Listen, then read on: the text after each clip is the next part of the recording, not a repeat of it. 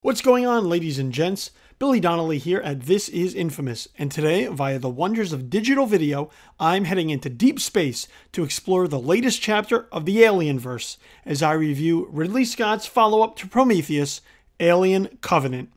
Moving away from engineers and questions about the origin of the space jockey, this time Scott puts together an ensemble cast featuring Katherine Waterston, Danny McBride, Billy Crudup, and Demián Bichir, among others, as they all embark on a colonization mission that is bound to go awry when the decision is made to explore a mysterious rogue transmission that could only lead to death and xenomorphs the way this franchise has progressed.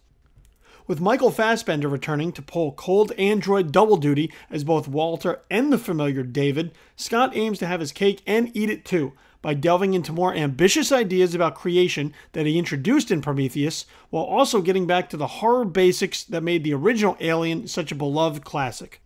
The results come out mixed, with a film that can feel too scatterbrained with what it wants to accomplish the deeper it goes. Does it want to be a philosophical think piece? Or does it want to be a chilling bit of sci-fi terror? Because when it tries to be both, Scott's execution doesn't quite connect, with each side feeling half-baked and not fully realized. What does work, though? Atmosphere, for sure. Scott is an absolute master at building tension and setting the tone for the world, scratch that, the universe in which this film takes place. And so much of it is done with the simplicity of silence and the sounds that are then magnified within that space. The hum of the ship, the echo of locking hatch doors, the alert warnings. They all contribute to the belief that as viewers, we're out on this voyage with the crew all by ourselves, and no one will be coming to help us if trouble arises. The solitude, the isolation, it all works in tandem to create the uneasy feelings that Scott wants to take advantage of with his creatures. The setup is absolutely there in Alien Covenant, and I was totally on board with Scott's vision at the outset. But that was quickly derailed once the new ship finally made landfall, and the film went off on a pseudo-intellectual tangent to try explaining things that don't necessarily need explanation. The film's prologue presents it as the question of where we came from, but as Alien Covenant wears on, it's quite clear that the we in that mystery is not human beings, but the xenomorphs of the film's title. But come on, did you ever really care all that much where these aliens originated anyway? Wasn't it enough that they were scary as hell killing organisms? Did you really need to know the how and why of their existence? Well, Scott feels compelled to explain, and when he heads into that territory, the previously fun Covenant gets heavily bogged down.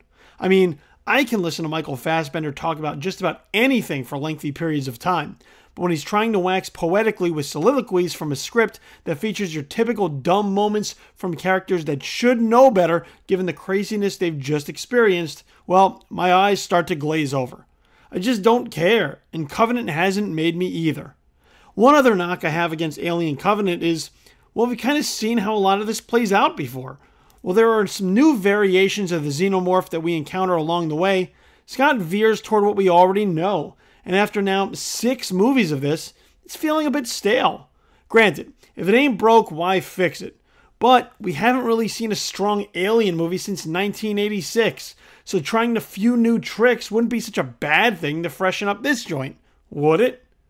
Alien Covenant has its moments, but is just not enough to sustain the whole film and make this a solid entry in the canon. When it works, Covenant shows the potential that makes us keep coming back, hoping for another good Alien flick. But, as a whole, Scott doesn't get there with this one, much as he didn't with the last one, making me wonder if this series wouldn't benefit from just being put into a permanent cryo-sleep moving forward. Be sure to like this video down below, feel free to join in the discussion by leaving your own comments, and subscribe to the This Is Infamous YouTube channel as a whole, so you can be notified of all new video reviews, interviews, and podcasts that may come your way. That way, you never miss a bit of content from us. Until next time, I'm Billy Donnelly for This Is Infamous.